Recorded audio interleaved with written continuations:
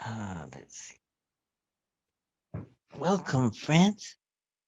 Oh, I look so dark. Let's shed a light. There we go. Mm.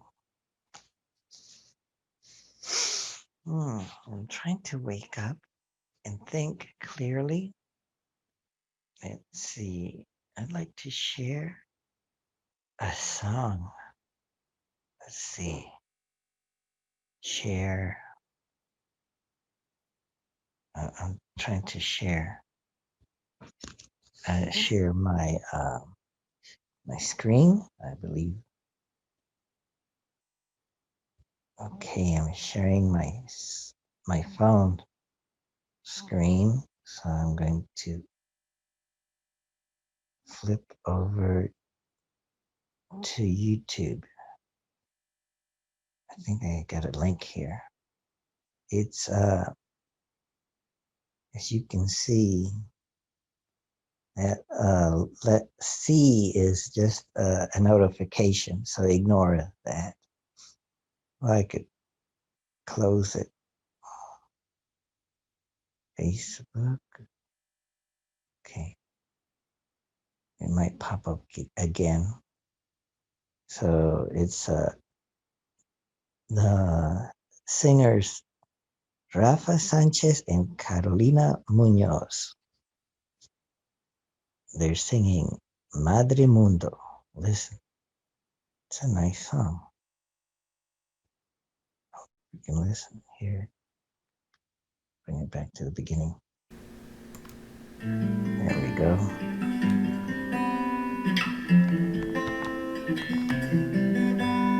How's that?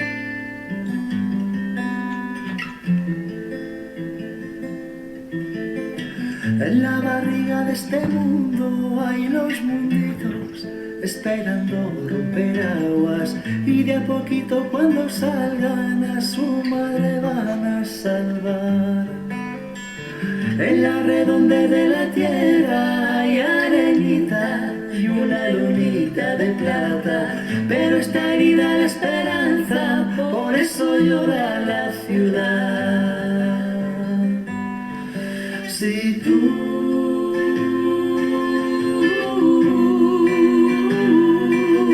caminas, tus pasos le andarás. Si tú y otro tú y otro tú la empujan a volver a cantar. Si tú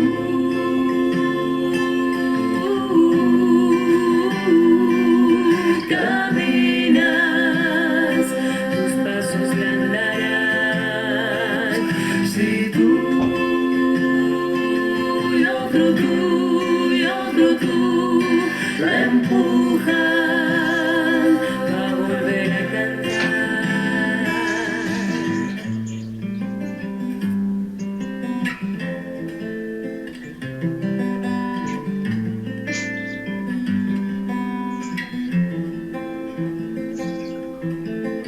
En esta oscura primavera, mayo es la vela, su llama miles de gentes, mujeres y hombres disidentes, militan en la dignidad. En la barriga de este mundo somos munditos que vamos rompiendo aguas y de a poquito y codo a codo por madre vamos a luchar. Si tú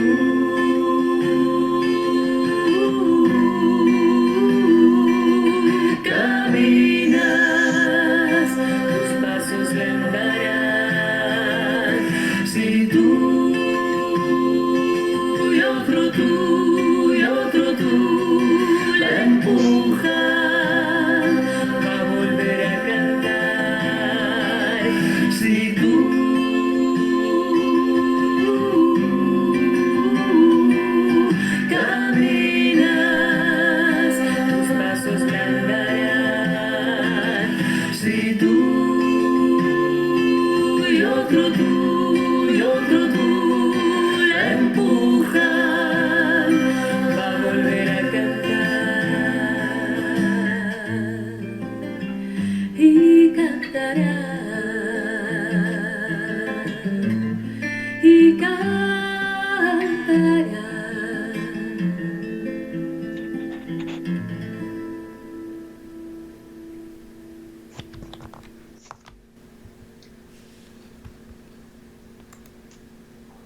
Esta canción es dedicada a todas las personas que sostienen, apoyan, colaboran y simpatizan con el movimiento del 15M. A todas y a todas los que publica o sencillosamente salen a la calle a defender los valores de la dignidad y la justicia. Esta canción surgió cuando le oí decir a Eduardo Galeano decir que hay otro mundo en la barriga de este mundo. Uh-huh.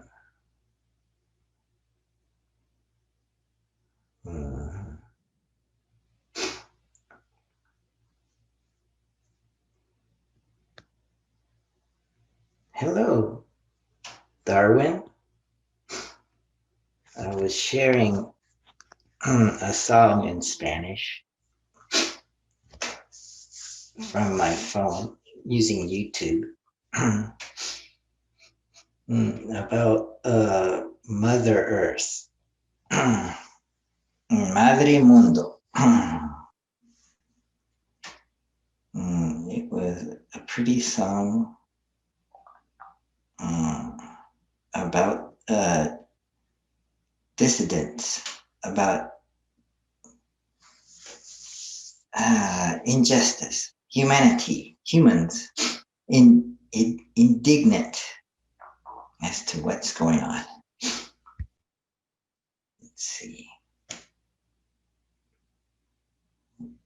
I discovered it a few days ago. I thought, what do you think? Well, I could play it for you again. Let's see. I'll play it for you. Let's see where. Oh, there's some more. There's Luis. I'm going to share that song again. I was sharing. Good morning. I'm going to share Madre Mundo by the Madrileño Rafa Sanchez and Carolina Muñoz. Yeah, I saw it. I actually watched it. I listened to it. How you doing? Merry Christmas. Happy New Year. Merry Christmas. Nice rendition of Feliz Navidad, Próspero Año y Felicidad.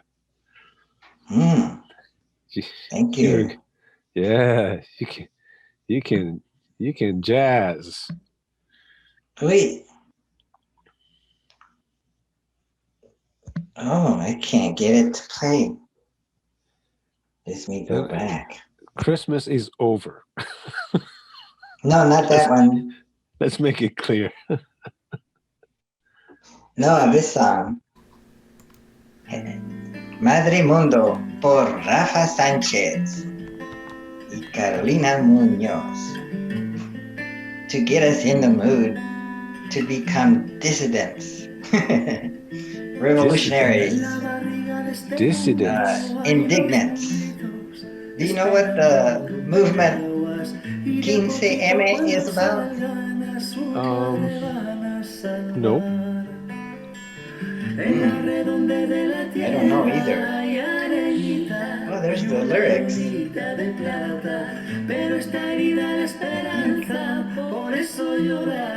no. Si tú caminas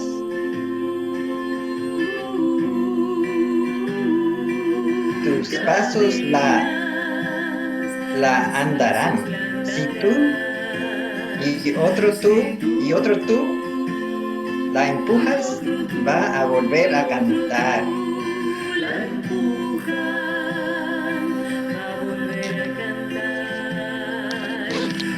You like it? I like it. What is the subject of the day? The subject of the day. I will go back to Zoom.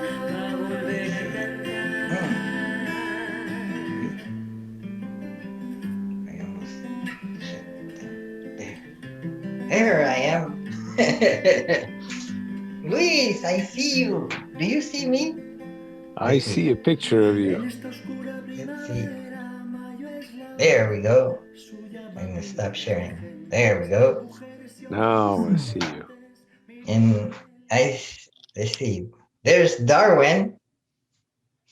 His game is not set up yet. His sponsor. Mm-hmm. How are you? Doing good. Feliz Navidad. Feliz post Navidad. Feliz post Navidad. Wow. Yes. And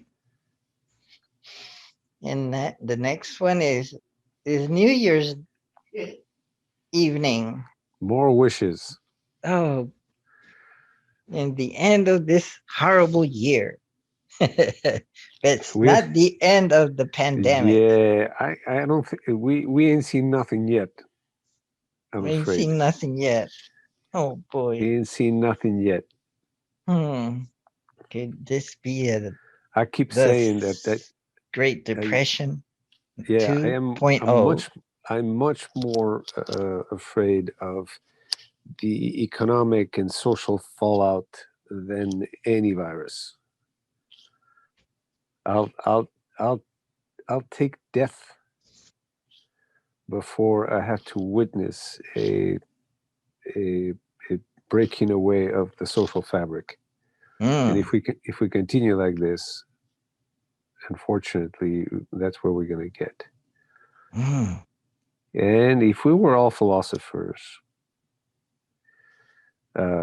lovers of wisdom, if we were all able to live on little and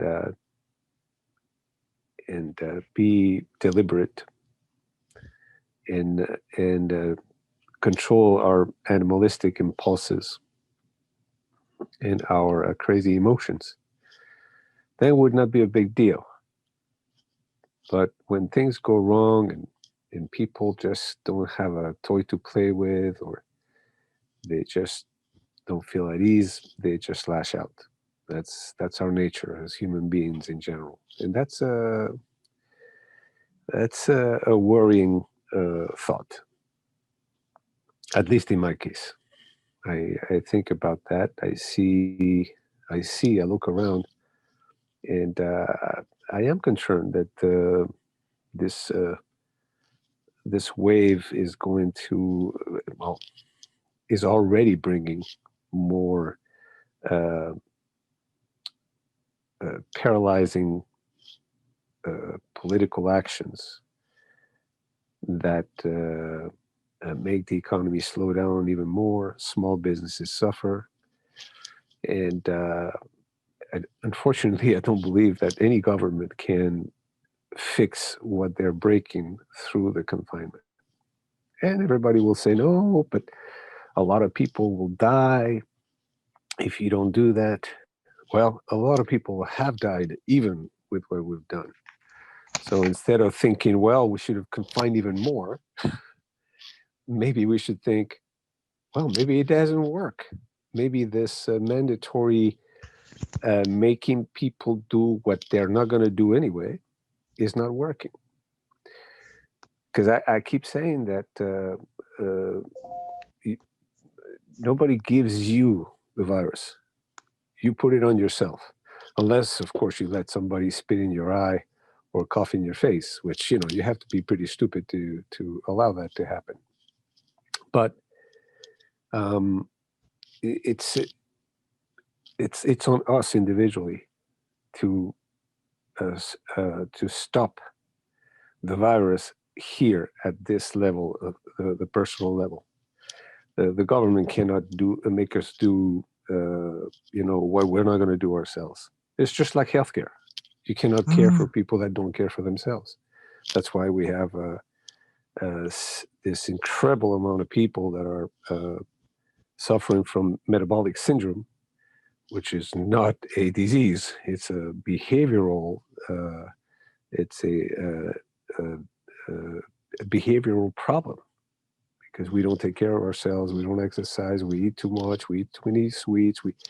We are disorderly, and then we pretend that a system of healthcare is going to take care of us. But there is no science. No science is going to avoid somebody from hanging themselves from the ceiling.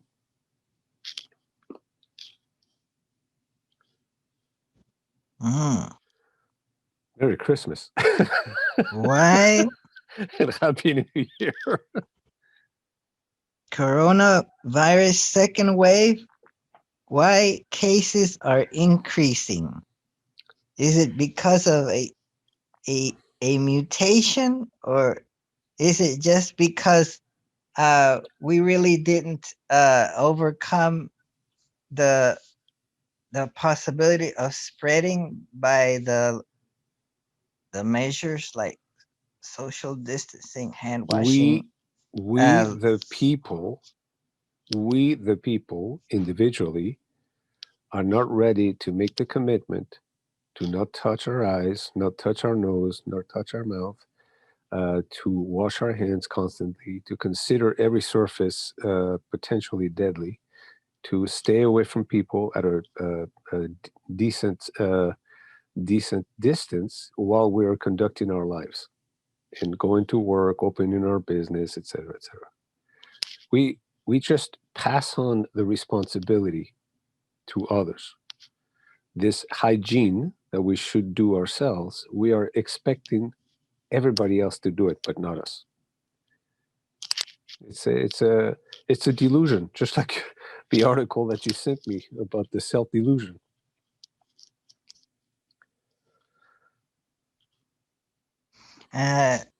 So it technically what makes it a second wave, or what's the definition of a second wave?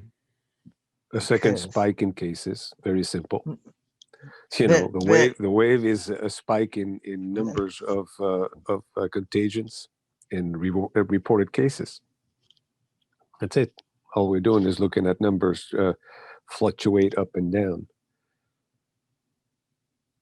it says why are experts concerned about future spikes of the coronavirus or a second wave in some areas?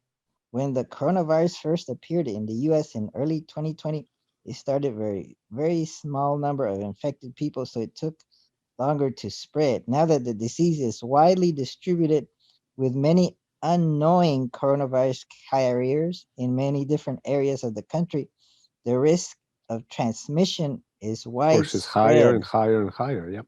Fall and winter in the northern hemisphere means inclement weather in many areas with more people spending times indoors. Several holidays taking place around the end of the calendar year, and people who celebrate them want to gather, travel, and visit friends and family. My sister went to Colombia. She left us here. She, uh, she left my mother and And yourself. the caretaker and I. See, the caretaker, Araceli, she she takes care of, Your helps mother? take care of my mother, but like I had maybe 8 hours a few times a week, but now she's staying here with us in a room, physically here all the time, pretty much. so more hours. So she's getting paid more. 20, That's good for her. 24 hours. Yeah. Well, not getting paid 24 hours, but a lot better than before. Yeah. Like for a while, she wasn't even allowed to come to help us, so it was hard on us too. Sure, you had to do it all But yourself. then little by little, she started coming back. So little by little, people are trying to come back. So that's increasing the cases. So it's not really technically a second wave, is it?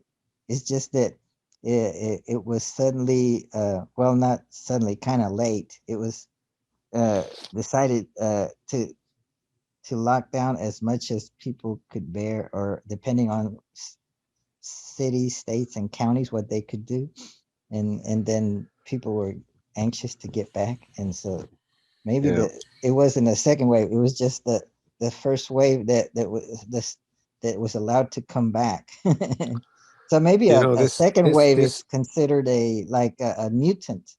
Is what maybe what a second wave yes, is.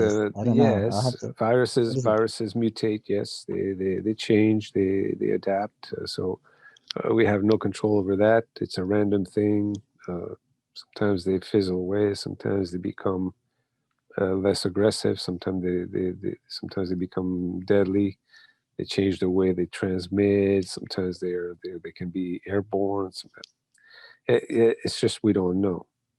One thing is for sure: if you have a teenager that you have to take care of, um, if your teenager is not gonna follow your rules, you can lock the doors, you can lock the windows.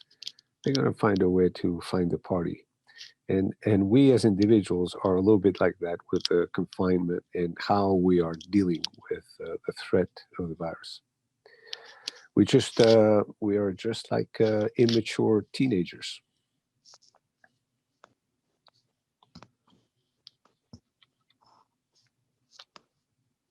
and that's all I have to say about that. Hmm. I'm trying to look up if there's a what the technical definition of a second wave is. There's one place that says a phenomena of infections that can develop during a pandemic.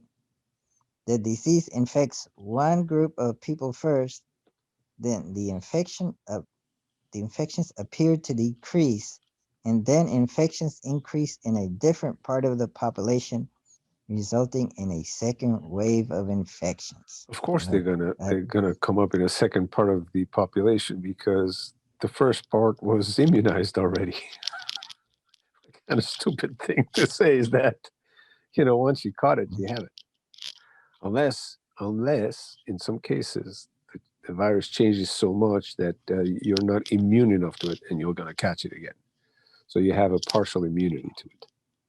no, coronavirus. What is a second wave, and is one coming? Firstly, what is a second wave? You can think of it like waves in the sea. The number of infections goes up and then comes back down again. Each cycle is one wave of coronavirus. Yes, there is no formal definition. It's not particularly scientific. How you define a wave is arbitrary. Dr. Mike Tysley from the University of Warwick told BBC. An Some observable spike in cases, reported cases, infections, and deaths. That's a spike. It's observable. You look at the graph. Whoa, a wave. or Whoa, a wave.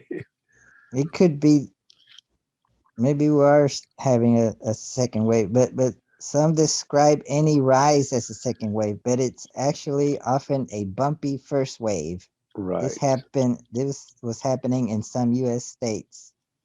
In order to say one wave has ended, the virus would have to have been brought under control in cases fallen substantially for it to be, and then the second wave would start, and then you could call it a second wave. But we didn't bring it under control. Maybe we kind of suppressed it, but suppressed it too late because it was kind of here and there everywhere. It kind of Right. then people started getting active again, so then it's spreading again. For a second wave to start, you would need a sustained rise of infections. New Zealand, which had its first case after 24 days without coronavirus in Beijing, which is facing an outbreak after 50 virus-free days, are not in this position. What? A sustained rise. Also, they're not having a second wave. But some scientists argue Iran may be starting to meet the criteria for a second wave. So are we going to be having a second wave technically? Or is it just that we decided to get out more? It's just the first wave just added to it. Who knows? I don't know. Yeah.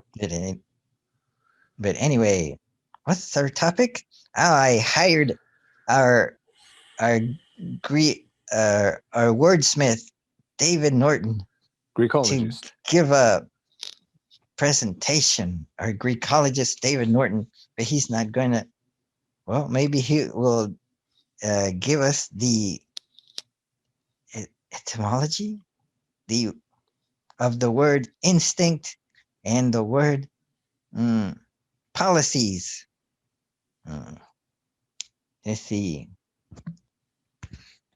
Yes, because let's see. Get back to zooming. Let's see. If I share, I go share screen, and I go to where's Meetup? Maybe it's this one. Meetup. Yes, instinct or policies. Which one do we operate by? Let's see what it says. Details. Who creates the greatest control a person has over themselves? Nature or other people? There's other questions we could ask. What parts of our declarations, curiosities, and habituations are determined by nature? And what are determined? Nature or nurture. So policy is nurture. And what are created by policies? Instinct is nature.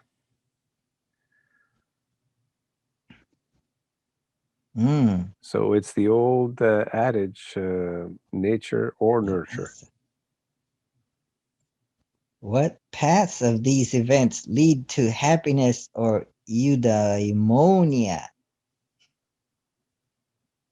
Can we attain happiness or eudaimonia through one or the other alone, or is it a combination?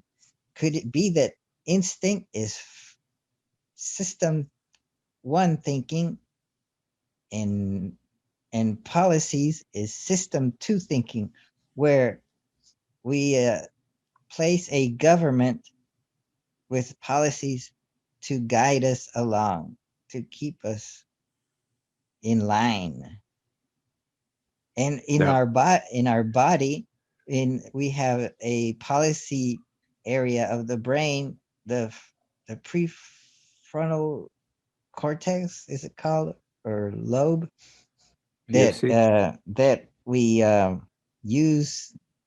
We have policies that we try to follow. We're observing what our body is doing, and then it's like, for example, we see something that we know is delicious, like chocolate, and but then our policy kicks in and says, maybe we should avoid that.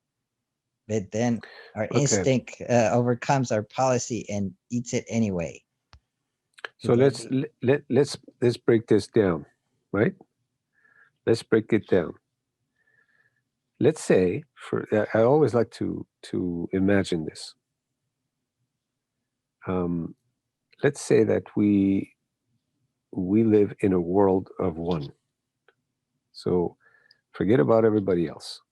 You're just there by yourself. Let's also assume that you are there by yourself as you are now. You know a lot of stuff, right? You're a modern man. you have all the benefit of all the science that we have accumulated throughout centuries. But let's assume that with your intelligence and your skills and experience, with all your knowledge, that you are all by yourself in this very, very lonesome little planet. And there's nobody else around but nature itself, as we know it today. Now, how do you use your instinct, and what kind of policy are you going to institute? Because you're the only one. Nobody's going to tell you what to do. You are the individual and the government at the same time. Does that put things in perspective a little bit? I will become a Buddhist. Good morning, Joel.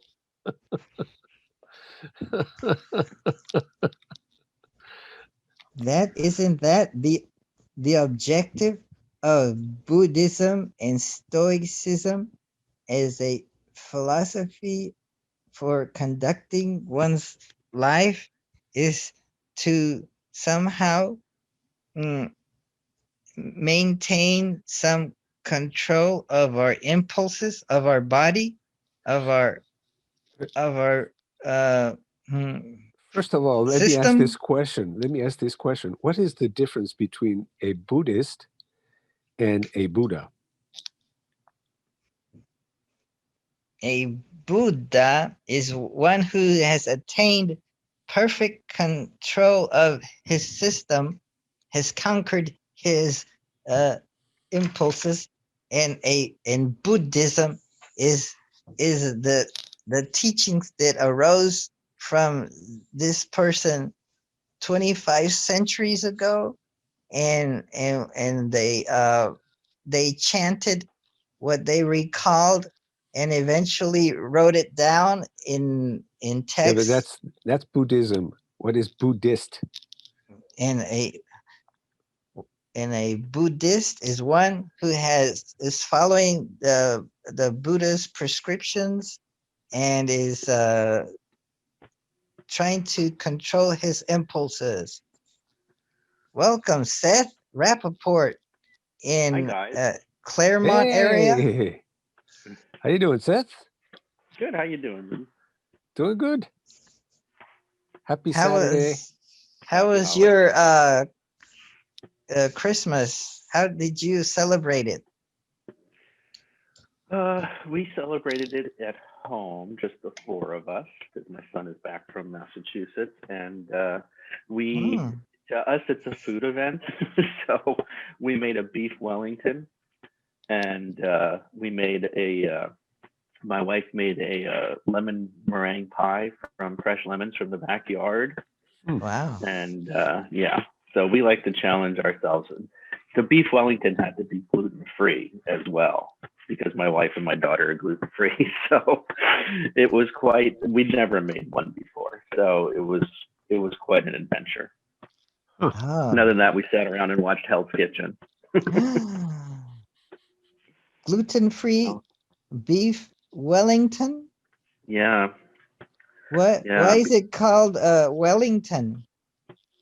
Is that I would only place assume in that Great Britain? It was probably created for Lord Wellington, would be my guess. Wow. Didn't you see that episode on Downton Abbey? Oh, I'll have to watch it. That's a good series. I'm watching. That is a good series. Some shows like that. I was watching The Spanish Princess about Caterina de Aragon, Catherine of Aragon. She married Prince Arthur. Then he died by a pandemic called the sweat. They don't even know what caused it, but they called it at that time the sweat or something. And you start sweating, and then you might get worse and die or survive. And nobody knew what was going on. That sounds like a flu.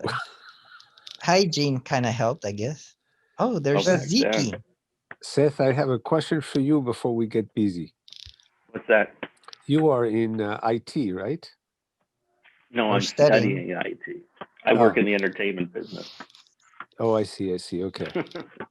I'm trying to Welcome, contact with Ziki. somebody that's in artificial intelligence. You're trying to contact somebody? Yeah, I'm trying to see if I can do a little project. Welcome, David. Really? That has to do with artificial intelligence. Yeah. I know somebody actually that does, I believe. I'll ask him. If it's my idea is to feed a concept in the algorithm, the concept of guaranteed work in society. That means that there is no unemployment. So basically, anyone that is of age, that means 18, they're done with school, with high school, they can show up and get a job. Of course, it's going to be a social job, so we could kind of complicate a little bit the algorithm. It would be a social job. Typically, whoever is out of work is not the typical professional with a career, blah blah blah blah blah. It's just people that just are trying to survive at the bottom. So it would have to be an easy to do social work, which would be a reinvestment in our community, typically cleaning the streets, fixing streets, painting defaced buildings, cleaning parks, rivers, beaches, helping with in recycling centers so we can increase the efficiency of our recycling, stuff like that. And wow. I will tell you, this guy once told me that AI is not all it's cracked up to be yet. Of course. There's a lot more hype about it than reality. See, because of the hype, if I could have somebody serious in this business, and we could somehow recreate through a good AI software the results of such a political action, and see what it would do, to the models of economy, unemployment, social. So are you talking just labor, or are you talking like government overall? I'm sorry. The whole system. The whole system. The whole system. That could be a simulation. You could model the whole system and run the simulation, a computer simulation, and see what the outcome would be. Sociologists and economists try to see where things are going based on numbers. And what I would like to do is to be able to have access to the already ongoing systems, put those in an AI program, then feed a political change. A change. They would say, okay, from now on, if you want a job, you got it. You show up, you punch in, and you work your 8 hours. And of course, we would have to give a little bit more detail to this. How much are you going to pay? I have some ideas. That it would be a minimum wage that is commensurate to the cost of living in your postal code. Yes. For example, you see what I mean? So basically, if you feed that into a system, you could somehow have the algorithm just go through the motions and see what would happen. What will happen if every family has enough work to pay their rent and buy stuff, buy the shoes? So what would it do to the economy? Because they're always talking about trickle-down economics. You invest at the top, and it doesn't work. It does. Yeah. So let's go trickle-up economics. How about trickle-up economics? Oh, I think that's a great idea. You feed at the bottom. But you don't give money for nothing. That's one thing that in the system has to go. You have to be certifiably disabled and unable to do stuff for the collective in order to say, okay, you are exempt from work. We're going to take care of you. Like very old folks, people that are disabled, et cetera, et cetera. But anyone deemed ready and fit to work. And it doesn't have to be heavy labor. It could be answering phones. It could be, a psychologist that is out of work could very well be giving therapy, to people that need blah blah blah. 1, 2, 3. Or paving roads. Yes, Paving roads. It depends. You Do you have think a a choice. sociologist would be happy with that, though? Sometimes. So would you have some the people- ability? Would you have the ability to opt out? Like the computer calls you, Yes, the yes. algorithm, you get called. Yeah, yeah. You're a doctor, and they want you to go dig ditches. So do you have the opportunity to say right, no yeah. thanks? Yeah. No, because if you're a doctor, this does not compete against, in a sense, the capitalist private sector. This supplements the private sector in the sense that if a doctor has a job, we're not going to mess around with this job. No, but what if the doctor has no work? Then he has work. But no, but what if he doesn't like that kind of work, digging ditches? We can. I mean, this is a system that we can put together. As a matter of fact, it is a great idea to ask these questions to be able to feed the algorithm properly. But Hello, let's say that we can. Hello, Ziki. Let's How put are it you, this Ziki? way. Hi, that's actually not Ziki. That was from my son yesterday. This is Rami, and I'm updating. Rami. Luis's idea is not unique. This is actually sort of a socialist plank of the Democratic Party is pushing a jobs guarantee and has been for a while. And the idea of where is that plan? I haven't seen it. I haven't It's heard. it's in the Green New Deal, isn't it? it's Or yeah, absolutely. Infrastructure. Absolutely, it's in there, and you also have people like Hayek, who wrote in the 40s about the serfdom of America. I think that when you want to do things like incorporate AI, if it satisfies you to play like a central figure where everyone's working according to your dream, then go ahead and load up a copy of SimCity, any of the versions, and it'll do that for you, and you can model in any sort of number of ways. How is the result? Well, you can try different results, and if you want to be the ruler of a nation state, you can go to nationstates.com or net, whatever that is, and try different sort of political economic models and see what works for you. Whatever satisfies you personally is cool. You do that with the simulated non-person characters. But persons themselves, you'll find, are either going to disappoint you or be disappointed by you. That I know for a fact, but for sure. I mean, that is already. That's why the system, the algorithm. I mean, we can talk more about this. Maybe we can make this the subject of today's Zoom. The subject is David Norton is going to introduce instincts or policies. Take it away, David. Well, the thing is, you could actually go down this particular line of thought and, incorporate, our instincts. That's what Luis is actually doing here. Instinctively, he thinks that this is a good program of having everybody work, which, it certainly is to a degree, but the thing is that there is created by policies. I think that one of the more interesting things going down the line of cultural change, is the cultural change that is actually happening here in our United States today with the fusion, what I call the fusion of the Chinese culture being incorporated into our society. And I think it's something that a lot of people are totally unaware of, but the thing is the Chinese have infiltrated the United States in high-level jobs and large corporations. And the thing is their culture is currently being incorporated into the lives of people, especially the communist type of political agenda, and the thing is this thing with COVID-19 is just part of it, where people are confined and, you have to stay at home, you have to follow the rules.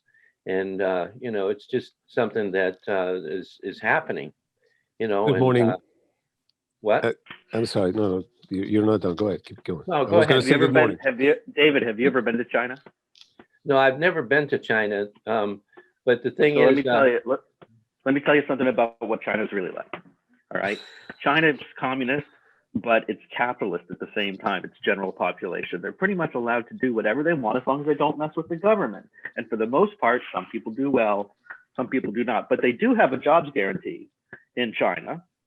They will put you to work if you say, I need work. And their political system, all right, you know, they're still trying to hang on to the communist thing, but they generally leave people alone. As long as they're not making trouble, you're free to do whatever you want. Well, the thing is, Seth, that's very what I cool. understand from, I have a Spoken very from good a friend of mine non-Uyghur. that works for a religious organization, and I understand that there's tremendous religious persecution in China, no matter what faith. I didn't find that at all. I didn't find that at all. I was in big cities. I was in Beijing. When did you go? When did you go to China, Seth? I've been a few times. I went for the 2008 Olympics to work on a Coca-Cola building in the Olympic Square. And I went to Macau, I think it was 2010. We were there for a long time. It was 78 days. Yeah. Did you feel that people in general that you met in the streets, in the elevator, in the offices, they were generally happy, unhappy, neurotic? Yes, absolutely. The guy I was sharing a condo with, his girlfriend, I talked to her one day and I said, you know, how do you feel about living here? And she was like, oh, we love living here. And not like in a communist way either, like we love living here. And we had some talks about freedom. In China, you have to carry a national identity card with you at all times. Police can ask for it at any time. And she asked me, she said, is it like that in the US? I said, no. I said, if you don't want to show the police your ID, you can tell the police to fuck off. Probably not the best idea, Not but anymore. you can do it, you know? So she found that very strange. They look at the government as taking care of them. The government's taking care of us. So they do believe again, in the government, kind of whereas we don't. We don't believe have in a great government. belief in the government. They believe in government. Yeah. They have a sense of identity. Well, you have no freedom. Collective. You have no freedom if the government is taking care of you, because the thing is, you're confined to all the policies of and the control of the government. And the thing is, you talk about capitalism within China. It's my understanding that any corporation here that goes to China and wants to invest, they have to fork over a part of their corporation to the Chinese government. That doesn't surprise me. You wouldn't believe how much paperwork I had to go through just to work there.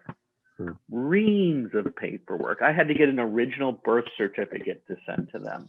I had to send them my college degrees, copy of my college degrees, my marriage certificate. Then I had to get an estoppel, right? Which basically, an estoppel is from the state, and it says we attest to the fact that this guy is who he says he is, right? Then that has to go to the State Department, and the State Department. I had a letter that was signed by Condoleezza Rice to give to the Chinese so I could work there. Did you see people in the street begging? Did you see any homeless? Anyone pushing a cart? Anywhere? No, no, not even maybe in Macau. Macau's kind of a seedy place. Macau, that's where they gamble, right? That's where they gamble. Exactly. David, you said something that that kind of struck a question in here is, do you conceive any human collective that can function without any rules? No, I don't think so at all. But I think the rules should be allowed to create the freedom from the suppression or oppression from a government. Because the thing is, without it. And what do you consider oppression or suppression? Well, the thing is, if you take a communist government and, like China, for example, the other day I heard this conversation, about this one fellow. He was asked, a young fellow, maybe 20 years old, about Tiananmen Square. And the thing is, he had no idea that Tiananmen Square ever existed. And the thing is, one of the things with communist government is they try to take and hide the past, and they don't allow that to be part of their teachings. Okay. On the other hand, there was another fellow that was also there, that was an elderly man that actually lived there during Tiananmen Square. And he was talking about the brutality that took place at that particular time. Well, the thing is, if you have bring even a government or people up and just lie to them, okay, everything that they believe is going to be a lie, because they have no past and they only look at what they have now. And that there is what the intent of this new world government is, I believe, trying to do. And you can find that even in our policies the other day in this bill that they sent to the president to sign about the new budget, and inside of the budget, they have all kinds of crap in it. And one of them is to change the names of several different bases that they have because they say they were Confederate soldiers. I mean, the thing is, that's the way the communist government works in order to make changes, So they do that by policy, and the policy is what they teach in the schools. And if you continue that, the thing is, when people can't freely think, you no longer will have things like new discoveries or whatever, because it'll be confined to the original thoughts that they're at the moment, which will continue to come down to actually nothing, So. So David, I don't know. What I found was that people in China, they know their real history anyway, and they don't care. Chinese people just don't care about that kind of stuff as much. They're concerned. The average Chinese person is concerned with making a buck and living. Do you think it's any different here? Not really. That's my point. These people are perfectly. But they have rules and regulations that they have to follow, and you just said. Yeah, but theirs are just a little more strict. So do we. For the average Chinese person, those rules are not that strict because they're just going about their business, right? So yeah, I'm going to tell you about rules and regulations because I grew up in an authoritarian dictatorship.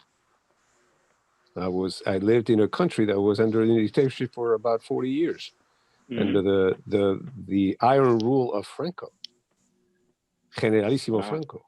So, my experience as a young kid and a teenager, because I was a teenager, I was in high school, late years of high school when he passed, and he passed the power on to some kind of a transition team under the authority of the king.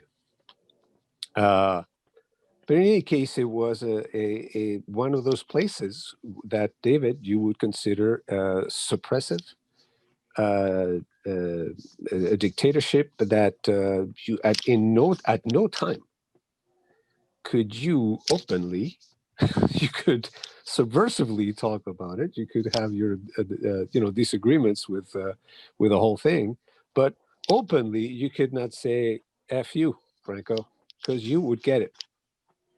In the meantime, that put aside, the society that I grew up in was orderly.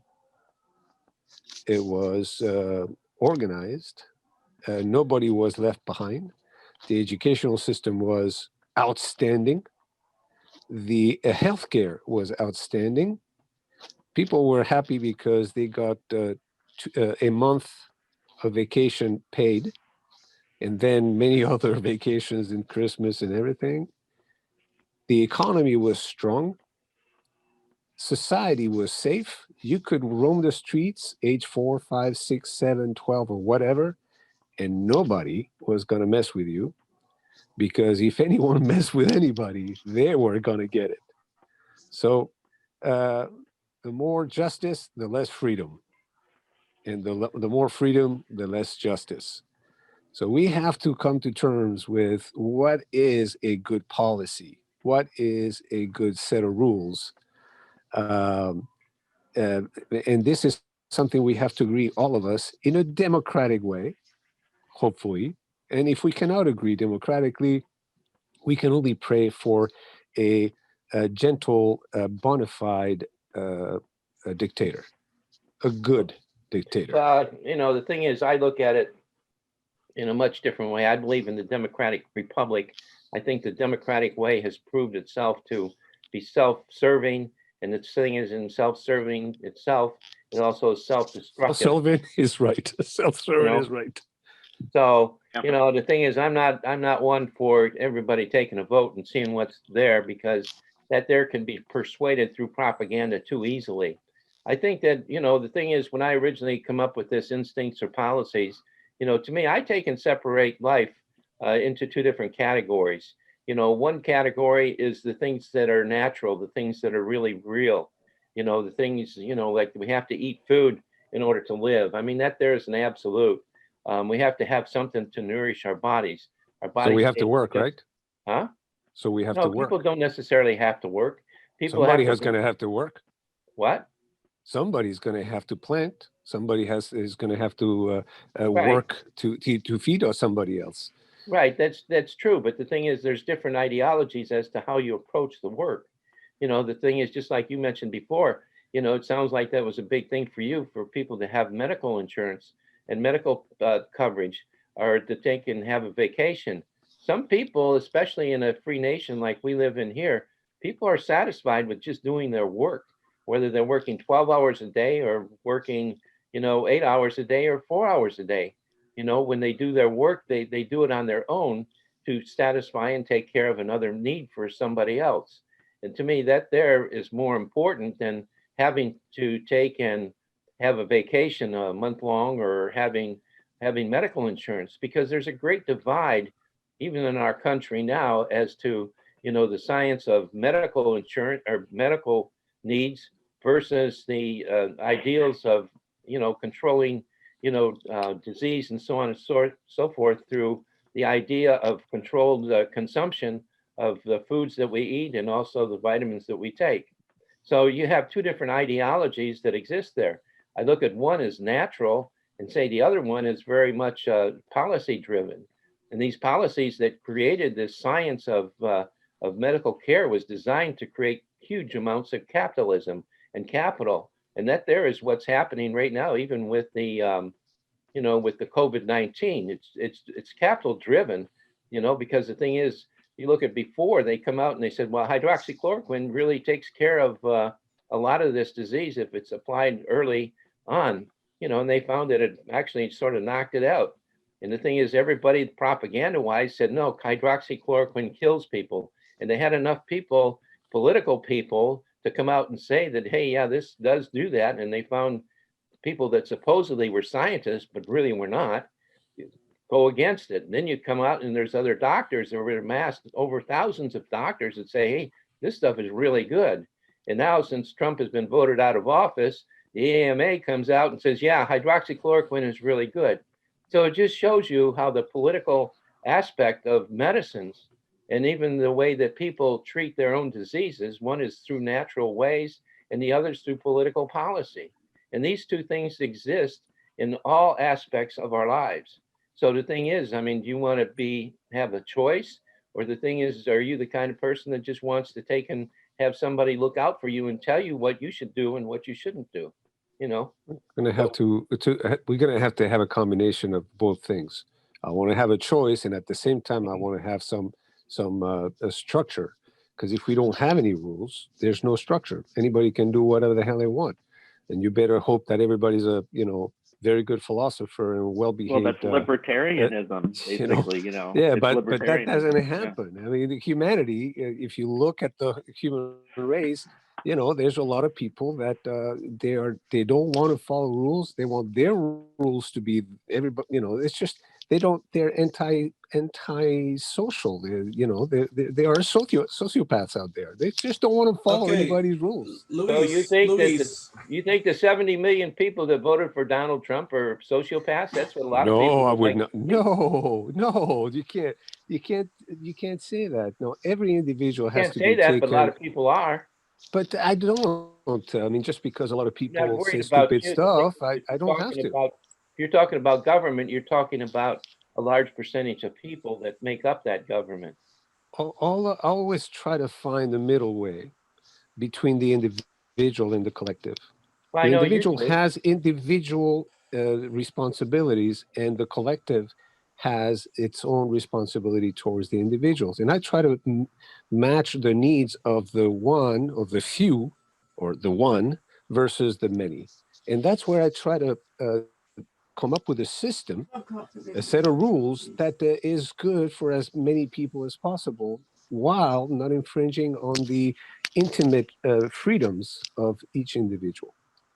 That's Well, all. I mean, the thing is, that's obviously the perfect thing to do. You know what I mean? And you can do that in a free society. But the thing is, what I'm saying, in a society that's controlled by, just purely legislation and rules, it's not. And the thing is, there's the policies of people. And then there's also nature. And you take like one of the issues in the United States right now is, is gender. Okay. The thing is, by nature, people are born either male or female, correct? Mostly. Huh? Grand majority, mostly. They used to. Yeah, It appears they weren't. Well, I know, but the thing is, by nature, is there any other way to be? I mean, can I give birth through my penis? Maybe someday you will. Science is but you can feel however you want about yourself. No. I mean, the thing is, in reality, though, I mean, by nature's ways and part of nature, people are born either male or female, unless there's some kind of a freaky thing that happens and the guy has, or person has both. Physically, yes. Huh? Mentally, physically, yes. But the point that some people are trying to make is that mentally, you can be whatever the hell you want, no matter what your body is.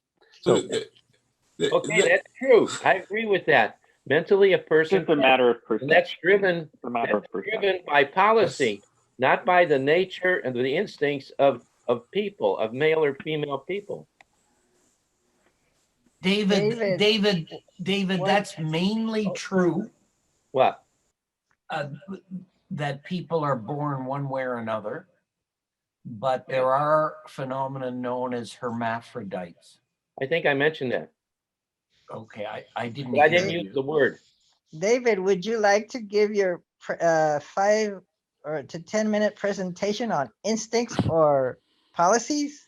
Well, the thing is, my presentation is all in the questions, and right now we're actually approaching and doing the questions that I had prepared, in the fact that we're talking about, when you talk about instincts and the policies, the thing is, people create policies of the world that they're living in. It's not something of nature itself. Okay. The thing is, nature itself is like I say, if a person is born male or female, I mean, the only way that can be changed is through policies.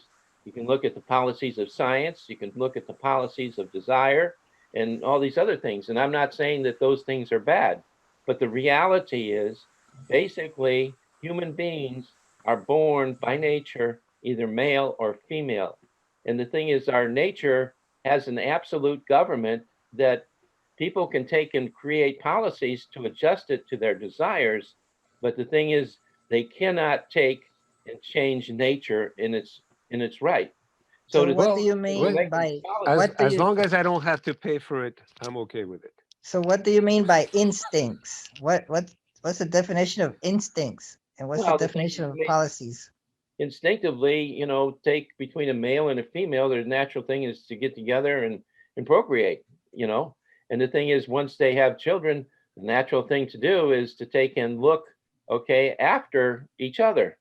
But the thing is, policies that we have that drive our government sometimes cause these instincts or these natural ways not to exist, through the different policies that exist in our government. It used to be very sinful to get together and not procreate.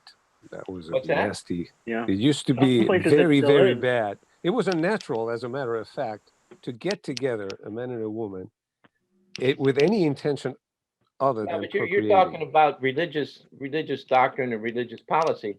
I mean, political policy, religious policy. What's the difference? Right? Policy. Right. Policy is something that's created by people. But at the same time that they're creating these policies like that, they're also creating problems and not really addressing the problem. It's not really, procreation is not a problem only created by people. But the thing is, yes. Is it possible to live without policies? Is there a form of government that is policy-less? It's impossible to live without policy. All right. Well, might as well make the best of it. I'd like to take a I'd like to take a poll of everyone here and see what each of you thinks about a policy that says that you must affirm a lie. What is your position on the idea where the policy is you must affirm a lie, a blatant lie, something that you know is a lie, and the policy is you must affirm it? What is your position, each of you, starting with whoever wants to step up first? I'll start. Americans do it every day. So shut I'll up. start. Rami, I totally agree with you that the thing is, when we're asked to affirm a lie, the lie is something that is just the opposite to us now. It's a truth that is turned into something that is not true in our own perception.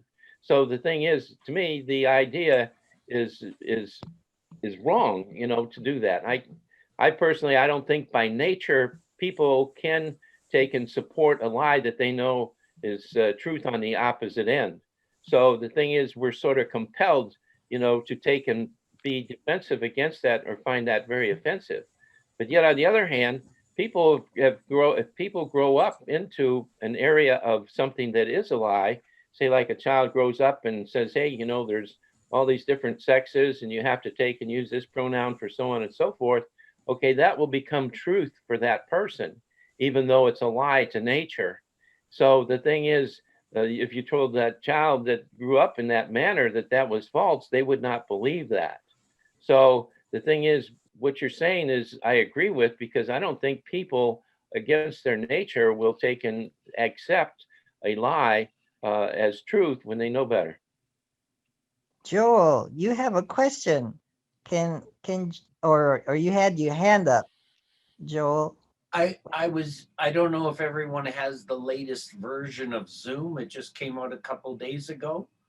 But the whole process of raising your hand and putting comments, so I was just experimenting with that, but I'm sorry if I disturbed the harmony of this discussion.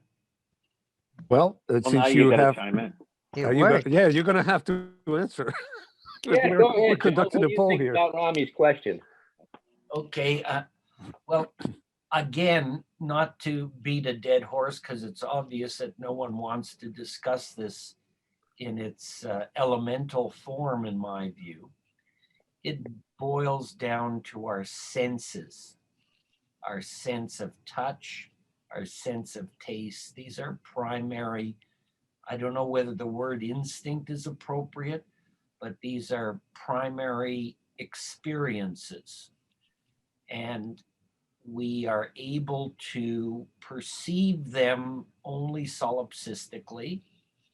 And as a result of those experiences of our senses and the facility to calculate mathematics, we have evolved something called language. And this language makes an attempt to bridge our individual experiences with others' individual experiences. And sometimes we can arrive at an agreed perception of an experience. And it's those arrived at agreed experiences that we can build on as a collective. So to jump from that to state policies is probably farther than my small brain can handle. But there are no fixed policies, because that would be dependent on the size of the state. A policy that works for the state of my household, which is my Nianita and I, might not work for the size of the state of Seth, which is, I understand, a 4-person state. And then how our individual states will react with each other, to the extent we would have contact, would be a much larger policy decision. So looking at the global giant state that we're in and thinking we can find a way to introduce an economic system that will please or satisfy all is something that I think is just fantasy, but it'll make an interesting morning discussion. And with that, I hope I've contributed enough to reward myself with a coffee now. Yeah, get your coffee. Well All right. said. I'll give it a shot at answering the question from Rami. Last week we were discussing skepticism, Pyrrhonian thinking, and how these guys use the concept of bracketing, also epoché, which in English is suspension of judgment. So I would say to that, when I don't know, I suspend judgment. So I don't uphold a lie. If I don't know for sure, I'll go with I don't know. I can't decide either for or against. That might sound like a cop-out, but in reality, it's the best way to handle aporia, which is a puzzle to the mind where you don't know what's right, what's wrong, what's the right policy or the wrong policy. That doesn't mean you run away. But you don't run away from the conflict in rational, logical, analytical terms. You just don't get emotionally involved with it. So, in a sense, you become a true scientist that goes, maybe yes, maybe no, I don't know. We're going to hypothesize, and we're going to continue looking at this problem, see if we can come up with an answer. So, my answer is, if I don't know something, I withhold judgment. When I speak out for something, I don't know if I'm right or wrong, according to others, but I am right according to my thing. So I always speak my truth. It may not be everybody's truth, but at least I know that I'm speaking my truth. And because I'm opening my mouth and saying yes or no, for or against, anyone listening to me after what I just said must agree that I've been giving it some thought. I've been pondering, I've been studying, analyzing, and then I decided. It's like, I think guaranteed work is a solution for social injustice. It's the beginning of a solution, because just because I guarantee work for you, I don't guarantee that 200 or 500 years of racism, for example, did not affect who you are today, your parents, your grandparents, your great grandparents, etc., etc. But since I cannot fix that, I cannot fix the past, I can at least say, well, let's give a starting point to everybody. Does that sound like a lie to somebody else? Maybe. But to me, because I'm opening my mouth about it, I have spent time about it and thinking this would be a very good political solution. Guaranteed work. Just to give an example. Rami, can you repeat the question? Yeah, I wanted to hear it again too. What happens when the official policy, the policy backed by the force of government, is that you must defend a lie? Oh, could that be in reference to the lie that this election was stolen and we're forced to accept that lie? I'm not giving you a specific, and you can draw from any sort of history, 20th century or prior. Right. What happens? What are the consequences when you are compelled by the force of law or government or policy or executive order to affirm and defend and to propagate a lie? What society in the world doesn't do that? Yeah, good Every point. society in the world does that. That's true. It's just a matter of perception. There are lies that are political, that our leaders have planted in people's heads, whether it's one way or the other. They are lies that have been planted in people's heads, and people are lapping it up. So, but not everybody. And if you were in France, the same thing would happen. If you were in Argentina, if you were in Russia, that's always going to happen. It's part of society. But not everybody lies. People are going to lie. Right, Seth? What's that? Not everybody laps it up, Seth. So you're a right. lot of people just drink the Kool-Aid. Well, but then you're talking about a don't. person. You're talking about a person. I'm talking about people. Oh yeah, the collective. The collective. Yes, the collective. You know, like you said. So I think people are always going to lie. I think governments are always going to lie to people that they govern, and those people will believe it to some extent. I'm not saying across the board, right? But there are going to be some things the government are going to tell you, and you're going to believe it because the government is telling you. So are we not free to pick and choose? Sure we are. Isn't that our freedom? Not always. Not always. What if you have a duty to lie? What happens if you're a lawyer and you're defending a murderer or someone who has committed an infraction against the law, but it's your duty to defend him? The legal system has found a way. You're talking about the press secretary of the president right now. You want to talk about somebody who's duty bound to lie. But okay, we're talking the difference between about Dr. legal, who admitted that he was managing people's perceptions. Yeah. So he literally admitted that to the American people. Joel, you're talking about the distinction between legal and just. Justice and legal. So the lawyer is playing the game, the legal game, and in that is just upholding the legal. But the legal doesn't say if it is just or not. That's the difference. And of course, either you play the game or not. You don't have to be a lawyer, so you can step out. The individual can pick and choose. And I think that's our true freedom, is to go, yeah, sure, I don't buy it. Or, yeah, sure, I'm not going to play this game or that game. So I do believe, and this is my libertarian philosophy, is like, if I instruct myself, if I analyze, I ponder, I open my eyes, I study properly, I can pick and choose, and I can be free within a system that wants to say, you have to be stupid, you have to close your eyes, you have to go through this door. So it is my freedom, but I have to wake up. I have to open my eyes and go, no, I can decide for myself. But you're going to go to prison. Okay, I'll go to prison.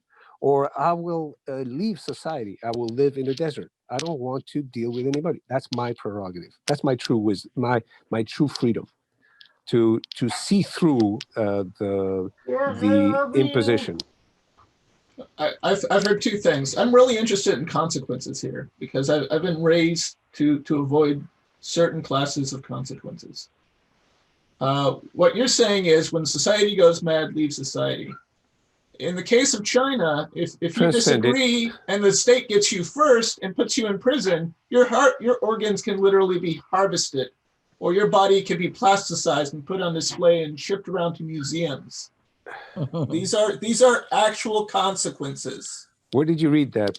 I'm going to. Have you been to the Orlando Museum of Art, where they had the plasticized bodies? Those were political prisoners. Really?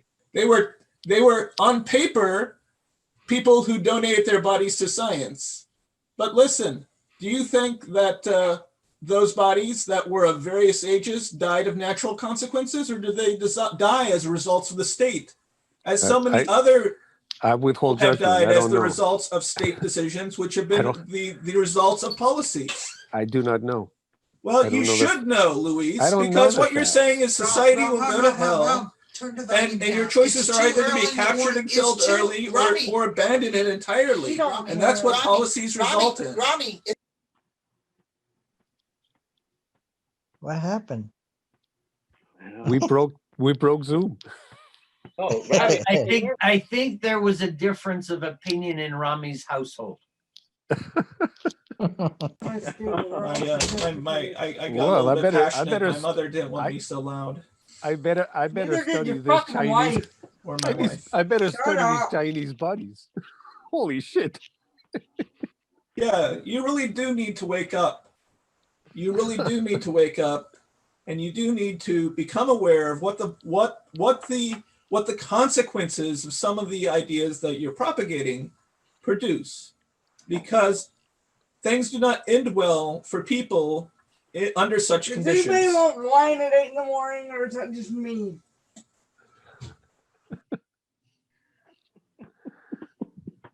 Rami, are you Yes, still David. there? Good to see you, David.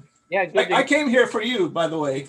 I know. I understand your point, and I'm Against his wife's better judgment. I totally go along with your views and what you're saying about these things. The thing is, unfortunately, people only look at the surface of things rather than dig into the depths of sometimes what's really happening. If you guys Therefore- think for a second, guys, I have to respond to Rami. If you think for a second that I am candid about the goodness of any government, any power, Rami, you are misreading me. I am very much aware that every government, the free, the communist, the banana republics, every source of power is just like that. Now, I don't care what those bodies were done to, if they were actually just, they took their bodies and they desiccated them. I know it is there. I am not blind to the corruption of power with regard to itself. All I'm saying is that given the world as it is, with power, with regulations, with the corruption of the systems and the people, collectively and individually, I still give myself my freedom to withhold judgment what I don't know and decide when I think I know, knowing that this truth to me is absolute and always relative to anybody else. Well, That's my freedom. Yeah, that's your freedom to do that here in the United States. But the United States here that we live in has a constitution, a Declaration of Independence that holds this United States and this government probably higher than any other government in the world, because it does allow the freedom for you to take and speak whatever you want to at any time that you want to. And it does allow for the opinions of people to evolve out of it. Many governments do not allow that to exist because the government controls speech. The government controls what you do. And just like you are talking about taking in this work program, I mean, sometimes the governments can take and create their own. They can create who they like, what religion is there. They can create so many different things that are not the same part of this United States that we live in. Because the thing is here, we have a choice of people can practice their own religious beliefs without a problem. They can practice whatever it is that they want to, as long as it doesn't violate the fundamental principles of respect for one another as far as the people goes. But the thing is, some governments are not like that at all. And that's what makes living in the United States something that many people strive to do, to live here. But the thing is, right now, this here sort of constitution is under attack. And the thing is, we're subconsciously in a war within our own society. And they're trying to take and change words, change definitions that some people will take and look at as a lie, which I do myself. And, you know, I think it's rightfully so. The thing is, if people don't want to live in a free state to allow freedom to exist through a Republican organization that we have here, then maybe they should just leave, you know. But I think the Constitution provides a lot of different things. The only problem that I really see, you know, with it is technology, because technology does not provide free speech. Technology only provides a yes or a no, a right or wrong. You agree with it or do you disagree with it? And doing that, the thing is, it is something that can easily lead into infringement upon the people's rights to think freely, to act freely, and to live in a free world, which is happening right now, along with other governmental influences that are affecting the way that we all live. And the thing is, it's going to be boiled down to, you know, which side of the fence are you on? You want to be controlled by a government that's going to take and tell you when you can work, when you can't work, what you can do and what you can think and what you can't think?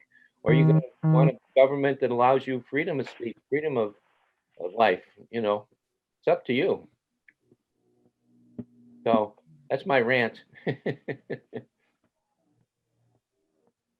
Let me ask you something, David. When it comes to people who are, whether they're trans or gender binary or whatever that stuff. Do you think it should be legal? Should people be able to, should it be legal for people to think that way? Well, number one, I believe in the freedom of speech. I believe in the freedom of whatever. I think people should be free to do, if they are, you know, bisexual, well, that's their freedom. That's their choice. And I support that, whatever they would like to do. But the thing is, when you take and make things legal, okay, the thing is, there's always a government issue in there. And even with marriage, I sort of don't know if I really agree with a marriage between a man and a woman, because once that becomes political, okay, the children that are involved become part of it, and they become part of the government, not unknowingly.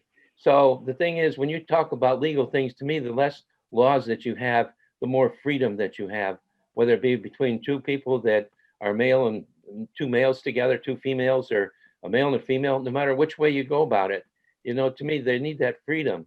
And to think that you need to have legal protection is just confinement into your own life as to what happens with that. Because the government is allowed then to come in and control what you thought, what you think, how you say what you think, and so many different things. So your legal question, I don't believe in that's a good thing. No.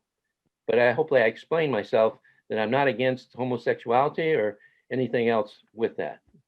No, I was more asking about I guess what I was asking is, should, you know, people who choose differently have the same rights as us?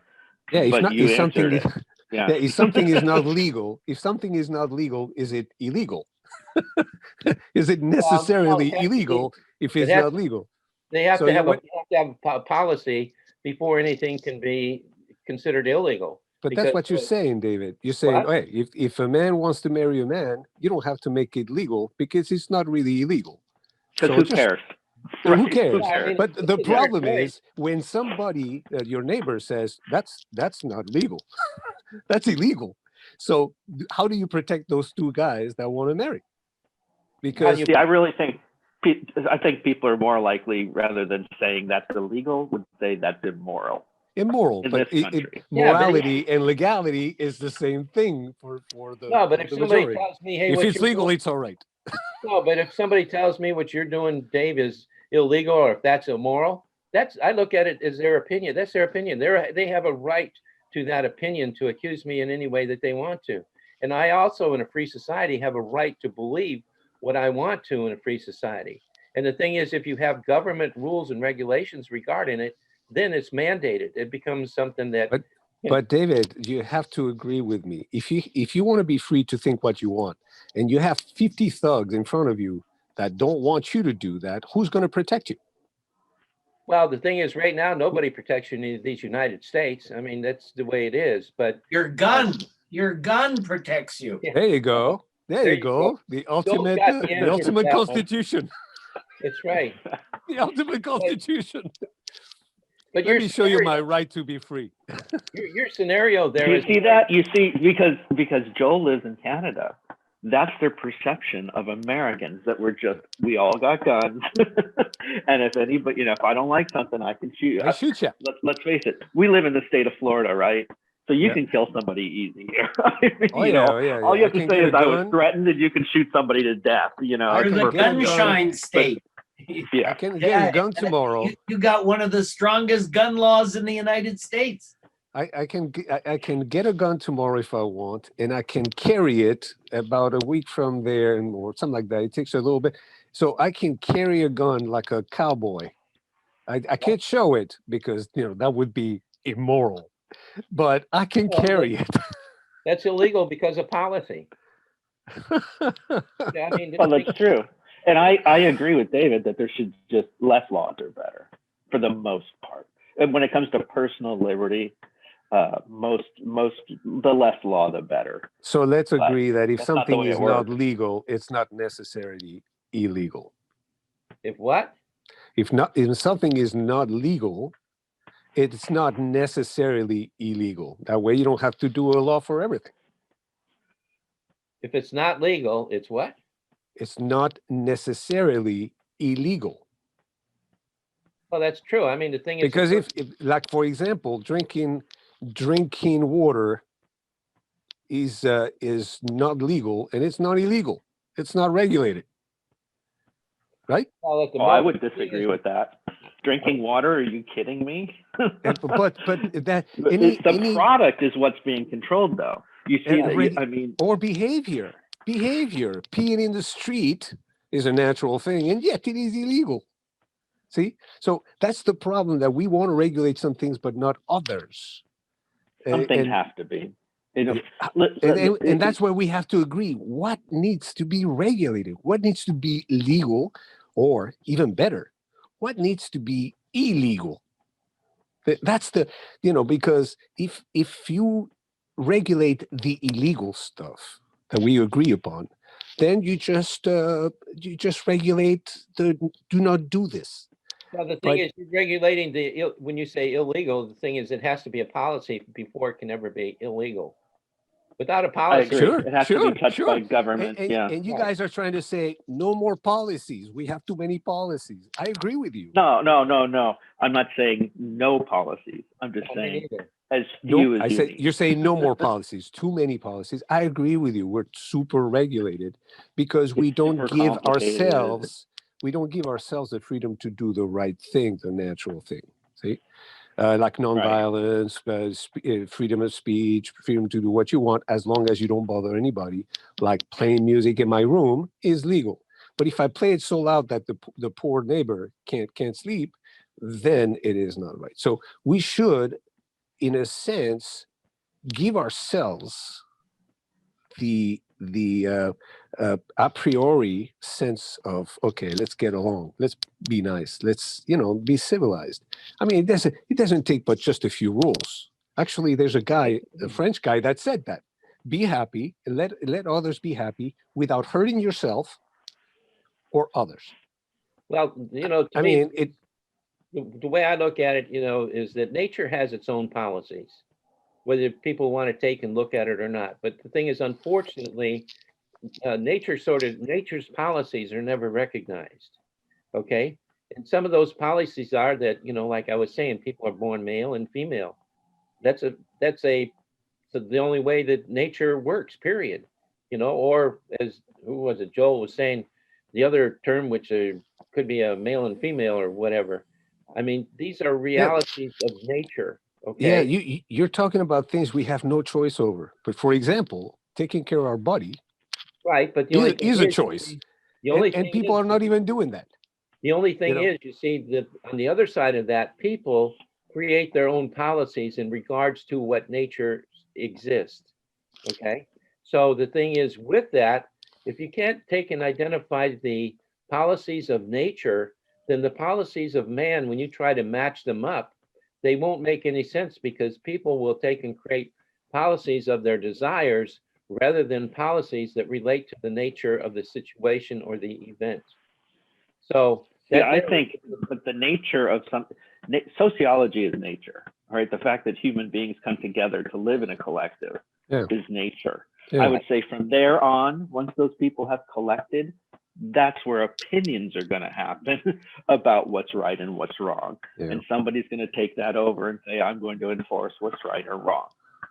Whether it's a government or whether it's the chief of the tribe, somebody is going to end up in control, and people are going to be giving them input about what they'd like. And in a perfect world, you go by what most people like.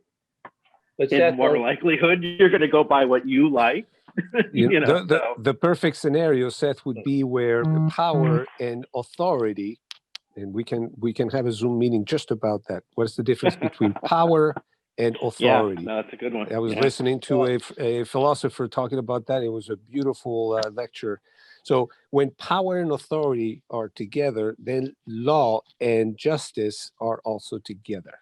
So when this dichotomy between power and common sense, authority, something that is readily acceptable naturally to human beings, how do we put that together? How do we? Well, the thing is, right now, you see, the way I'm looking at it, you're looking at problems that are within the collective.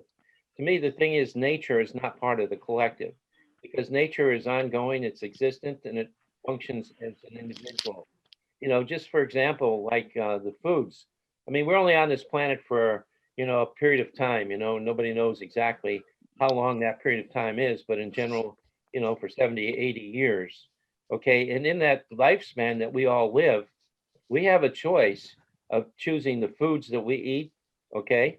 But the thing is, say also, once we choose those foods, okay, there's some foods that are regulated through policies, okay, that once again they influence our lives.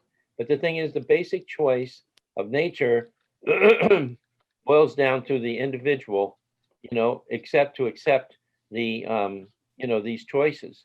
So you have two government roles. You have the government of nature, and you also have a government of people, which controls our each and everyone's life.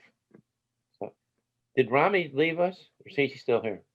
I think Rami has left, but I wonder, I think we get closer to making sense when we use actual examples, David. And I'm interested, if anyone else is, to go back to the example of male and female and Yeah. nature. Yeah. So if a child is born and it's born with a penis, we would generally recognize that child as being a male child. And I think they talk about that in the Bible and elsewhere. And if a child is born absent a penis, they would generally have a vagina, and that would generally be referred to as a female child.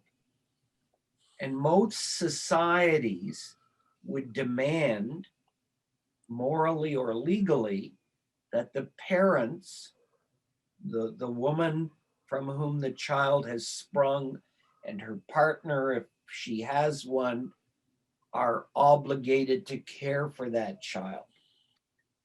But if a child is born, and I agree it's a very rare thing, but it is known, with both a male and a female set of genitalia, that is known as a hermaphroditic child. So is nature telling us that the laws of man, which dictate that the mother and the father are somehow responsible for the care and nurturance of that child, because it's such an unusual occurrence in nature, that they should abandon that child to the elements? Is that what our government tells us, or our morality tells us, or our religion tells us? So that's a moral decision that would have to be taken at the time of birth, depending on the society in which that particular natural event took place. Although it's irregular and highly unusual, I don't know what the statistics are, but I imagine it would be less than 1 in 100,000. What would our guidance be for how to deal with that real life natural situation? And then if we come to a conclusion about that, how would we move on from that, where a child is a little different again, maybe, than the norm or than the ideal or the way we think nature designed us? And it's born with either one set of genitalia or the other. It's completely physically intact, but at a later stage of life that we identify as puberty generally, where sexual interest develops in one gender towards another typically, but this particular child develops a set of attractions for the same gender. What does morality and the law tell us? In some societies, you would be killed for that. Yep. Yeah, but the thing is, here in the United States, I think truly because of our Constitution and the freedoms that we have, would take and embrace a situation like that, in which I believe they do.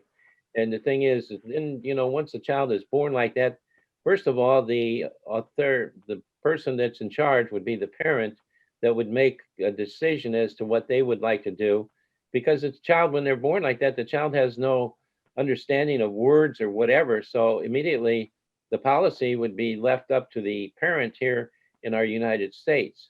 Is that But- right? I don't know if that's the case or not. So the parent could say, oh, well, this is too abnormal. Put the child down. Well, the thing is, right now, the laws that are going on and being changed in this United States are going directly towards that that ideal, and I think that's something that's very bad. But before, it really wasn't. Well, I'm not clear when you say abstractly that ideal. I'm talking about a physical entity that has emerged from a fetus, Right. it's breathing, it's crying, it's kicking, but it has two sets of genitalia. Right. It's called a hermaphrodite. I understand that. It's an abnormal. And you're Yeah, suggesting to me that in the United States, the parents could say, oh, just smother it with a pillow. Well, it's sort of happening now. I mean, after there's new. Oh, wait a legislation- minute. Is that what the law is? Is that? In some states, yes. I didn't know that. Yeah. I have no idea what the law is in Canada either in that situation, to be honest with you. But my understanding is that the parents would not have that right. But I don't know that for a fact. I'm just guessing. No, the thing is, they passed. I'll look In it some up. states, have passed new laws that allow a child to be born after they come out of the womb. So the thing is, if you have a parent that is finds that out right away, and they say, "Well, we don't want that child," they can have that child, supposedly they call it being aborted, which I think is totally wrong. After they're born? After they're born. Oh, I didn't know that. Yeah, in states of New York and also in where's the other one? Virginia. Never heard of that. But you know, I don't know that that's not the case for sure. Yeah, that was passed this Yeah. this past year. You know, in their local House of Representatives or whatever. A lot of these laws are changing. Before, abortion had to be performed sometime up until, I don't know, 3 months before the child was born or something. I don't know exactly what it was, but now they've Yeah, changed the it. second trimester. Huh? The second trimester. Yeah, but now they've changed it in some states so that it's even after the child is born. So that there would actually give a parent a choice that if they didn't want the child and the child was born that way, to actually destroy the child. That doesn't That's- happen. Huh? That doesn't happen. Well, they Once say a it child, does. what you're saying is that once a child is born, it's killed because there's something wrong with it. Well, so much that the parent is given a choice if they wanted to have it aborted or not.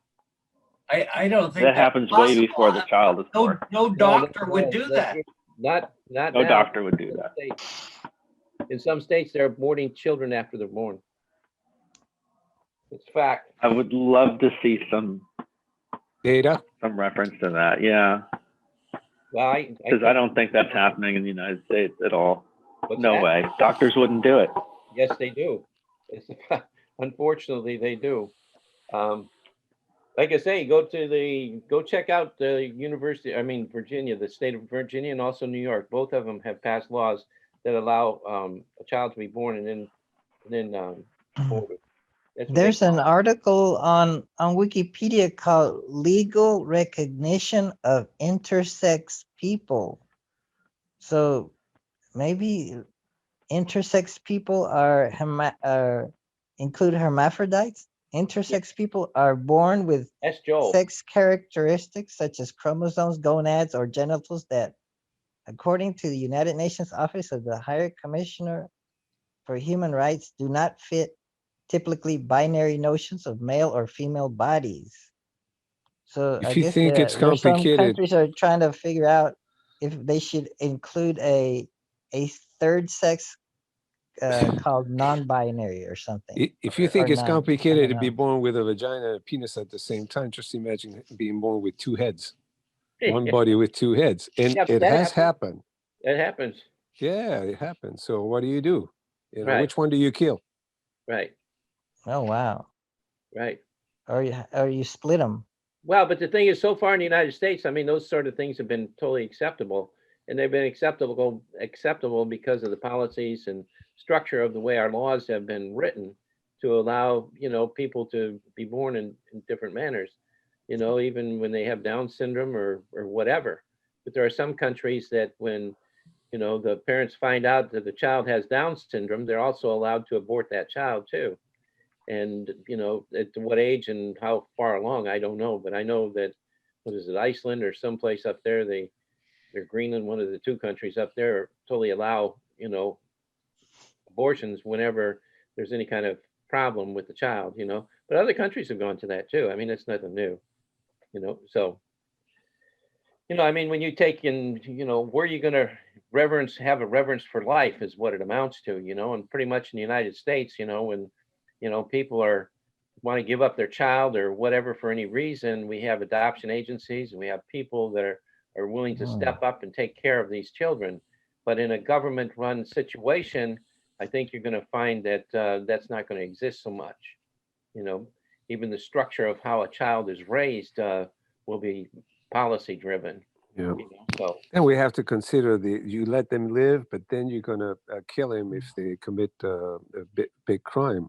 So, I mean, you're born deformed. I'm gonna let you live, but if you are a bad guy, I'm gonna kill you.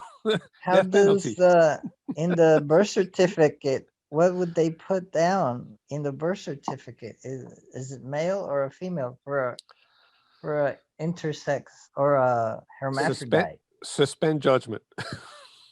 Yes. Yeah. No. What do they put down for that? Leave it blank. Non-applicable. NA. NA. Not this. Then not how that. do you raise Netty. and how do you raise the kid? Do you want to raise him as a boy or a girl? So that's a natural thing. But what about something that's a little less natural and more related to government? So Jairo and I develop an attraction across borders, and we decide we want to be a couple. And I die, and Jairo wants my pension benefits. And the governments allow that now because you have Social Security, we have Canada Pension, blah, blah, blah. Okay. And we're not a man and a woman in the typical sense. I don't know whether Jairo has dual genitalia, and I'm pretty sure I don't, but I haven't looked this morning. But then you have to look very closely. Then Luis and David and I and Jairo, the four of us decide we want to form a more perfect union of the four of us. Absolutely. And we want to all be entitled to each other's pension benefits. How big a unit are we allowed to expand to? Are we just allowed to be one spouse, or can we be multi-spousal? Is that called polygamy? Yeah, polyamory or polygamy or whatever the term is. So then what happens? We say, let's have a little lottery here, guys. The fourth to die, you know, is going to get 3 pensions. I got a better suggestion, Joel. I think you just pick up and move to Utah. Is that what happens in Utah? I don't know. They got polygamy. Not legally. But not legally. Oh, okay. I didn't know polygamy is illegal in Utah. But do they get multiple pension benefits? Because that's a state-sponsored thing. No, I would say no, because they're doing something illegal that they know is illegal. So there if you're polygamous in the United States, it's illegal. Period. You know, there goes your perfect union. Yeah, I mean, these people choose to be polygamous despite the fact that they know without benefits. It's illegal. Yeah. So, well, you know, the thing is, I don't know if you guys know, but there's emerging in our country a situation which has always been there, where people live together, they have children, and they never even bother with a marriage license. And the thing is, I understand it's becoming far more common today. I know people too that have children and they just live together. They never went and done the legal thing to get married. But they're considered married anyway. That's common law. So basically, you didn't sign a paper, but you're still responsible for your kids. You still have to follow the rules. So you didn't sign a paper, but just by living together, you are married. but they didn't follow the process. So, you know, the thing is, they have to go through the legal proceeding, I guess, of whatever to get whatever, you know, and it becomes, once again, a policy-driven situation. Yeah. You know, What if not living together, but the father provides for the mother of the child? yeah, that's Is that part of our law. That's is part of the it? deal. Part of the But they're not married, and but Yeah. they're supposed to. Is that like I don't know if it's called alimony or alimony? No, some child kind of a support. child support, whatever it is. But Yep. you know, that's it. Whether you sign the paper or not. You, Yeah, but then again, how much you pay depends on how good your lawyer is. How also, much you and receive, too. It how goes much both money ways. you make. You know, it's just Yeah, right. There's nothing that is, you know, drawn down any kind of straight line. So once again, all those things that we're talking about are Those all, are policies, and how do we determine if they're fair? Is it like by trial and error? there's no such thing as anything being fair. legal or just. That's the question. Right, because the thing is, How- even in a divorce, when you have a divorce and, you know, the mom, she goes to court, she wants to get as much money as she can, you know, to take and, you know, support the children. And the father, you know, the thing is, he's compelled by basically our moral policies, you know, to take and pay. And once again, depending upon how good the lawyer is, you know, determines, you know, what everybody gets. But the thing is, within inside of that, the child is sort of left out, because the child just becomes a move from one parent to the other parent and sees all the problems that the court creates in the division, because courts generally take and create hostility between the mother and the father, and then that goes into the child, and it's a total mess. But you know, the thing is, sometimes it'd be better off to just take and leave the legal policies and have the mom and dad maybe negotiate together, you know, with some minimum regulation. But that So doesn't. are we better off than, say, our generations, when there was less policies, less regulations? Were we better off then, or are kids in coming up better off? Like, are they being better taken care of? Like, do you think that No. growing up There- today is better than growing up 50 or 60 or 70 years ago? Well, I It's think everybody funny. can have a different opinion. Yeah, we actually, Jairo and I were talking about that before everybody else joined. Imagine a society of one. For a second, this is a thought experiment. Imagine that you are who you are today with the knowledge that you have today, which you got from, you know, years and thousands of years of human learning and evolution and sharing ideas, language, concepts, science, skills, etc. Just imagine for a second that you are now the only human being in this planet. What happens then? Yeah, but that's not true. Can't be. I don't think it's possible. It's Well, okay. I know it's theoretical, But what but would so this is a just society of one would have Yeah. no culture at all. No culture at all. No. A See, society of one. right, If you're saying I've lived my life up till now and I'm suddenly Yes. stranded on an island, you know, what's going to happen to me? Yes, that's exactly know. the thought experiment. Because, you know, if we go back to Yeah. the caves, well, you know, more than likely you're not thinking like this. You don't know shit. You're just you know, chasing gazelles or being chased by a saber-toothed tiger. But no. I'm talking about modern man faced with himself against nature. But with all the knowledge that we have today, all the sophistication, the subtle abstracting of our thought, the ideas of philosophy, sociology, justice, legal systems, etc., all of a sudden, all that disappears, and you're stuck with yourself, by yourself, in this beautiful planet. What does that do to your sense of justice? What are you going to do? What are you going to do now? I think most people would go crazy. Okay. Most people wouldn't last a week, even with all their modern knowledge and skills, because sooner or later you're going to have an appendicitis and there's nobody there to fix it. Or you're going to, you know. Which human being Nobody faced would. with himself against nature would be able to make it thrive and become human, fully human, just by himself in nature. Hey, no more laws. I'm completely free. I do whatever the hell I want.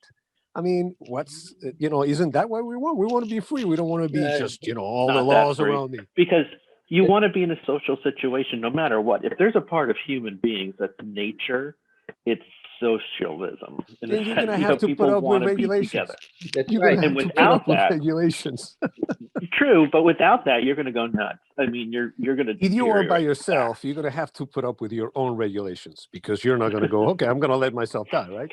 We don't do that. I mean, typically. Like Seth said, those are, socialism and individualism are two characteristics of nature of human beings, period. I mean, the thing is, everybody wants to be their own individual and they want to be part of a group. As a matter of fact, I'm sorry, David, interrupted you. And the thing is, that's why, people, and we were talking about male and female, the desire to procreate, creates that social group because you got a mother and a father and a child. And the thing is, in general, without, governmental policy influence, it stays intact and stays intact for the life of the people that are involved in that whole social group. I propose that this thought exercise is good because, of course, everybody thinks I cannot survive by myself. Well, if you can't survive by yourself, you're going to have to adapt to living with others, living in society. Well, you just said nobody's there but yourself. I mean, you can't even procreate with yourself. But this is a thought experiment, David. I know. I'm not talking about making babies here. All I'm trying to do is the thought of the individual versus the collective.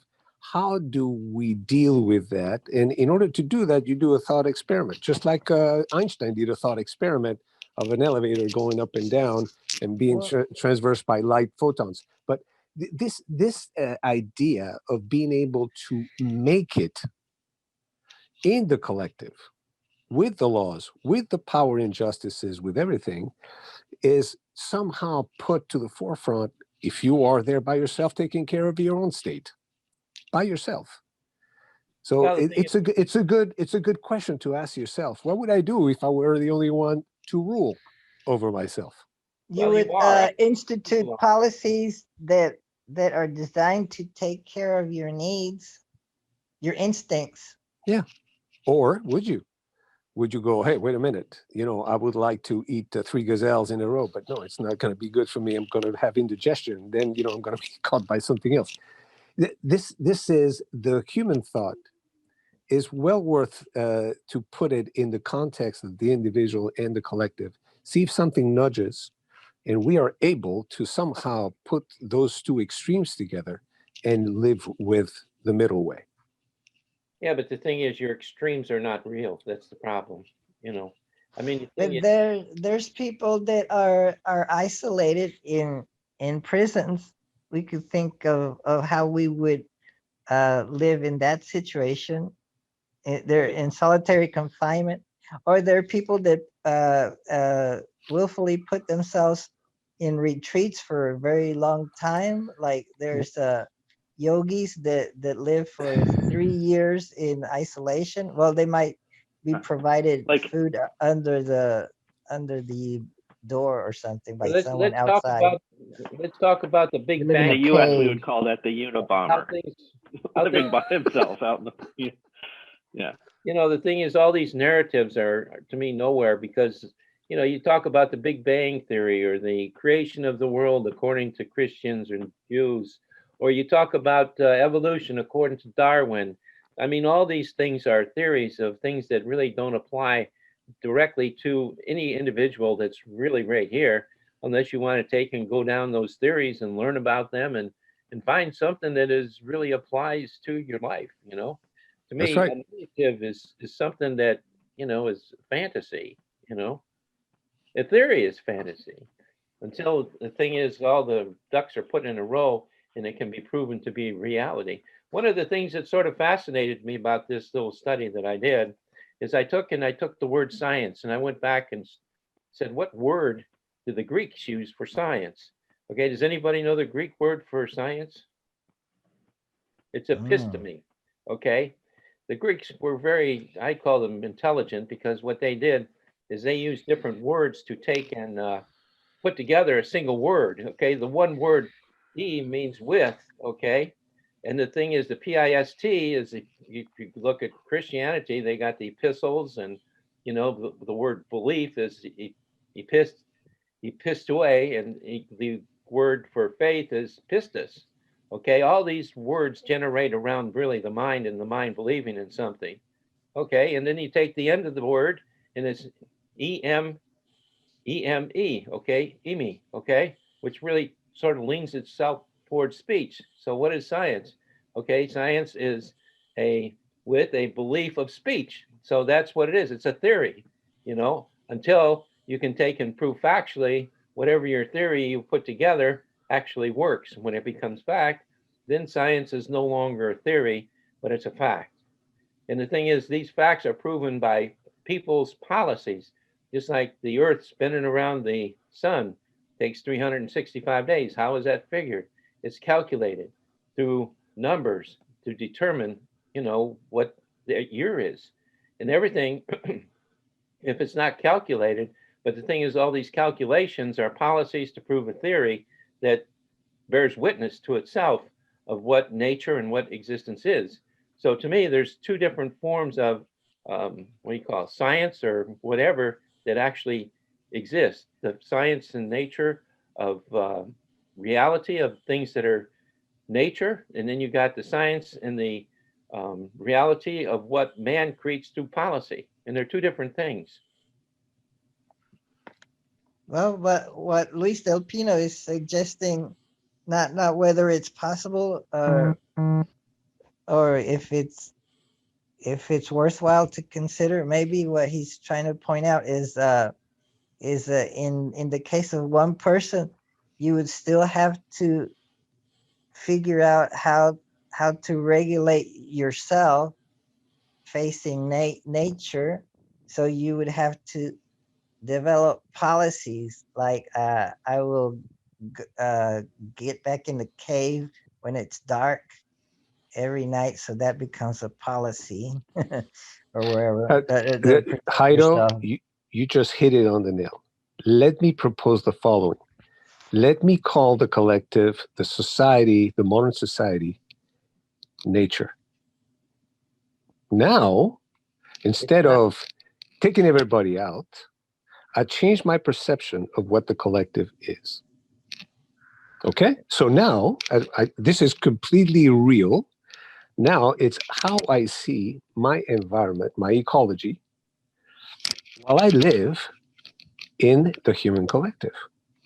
I have laws to follow. I have rules to pay attention to. I have work to do. I have bills to pay. But still, I think as if I were the only human in my environment. What does that do to my? What does that do to my life? How do I self-regulating and self-policy? I self-regulate. I think for myself. I live for myself in the environment, the nature that I am stuck with. So how does that change? But you also wouldn't consider it. You wouldn't consider that making laws for yourself, right? Oh, I have to find food today, so that's my law. You wouldn't use the word law. That's right. There's just the same way you would not invent laws in nature, because you cannot get a fish if you're flying above a tree.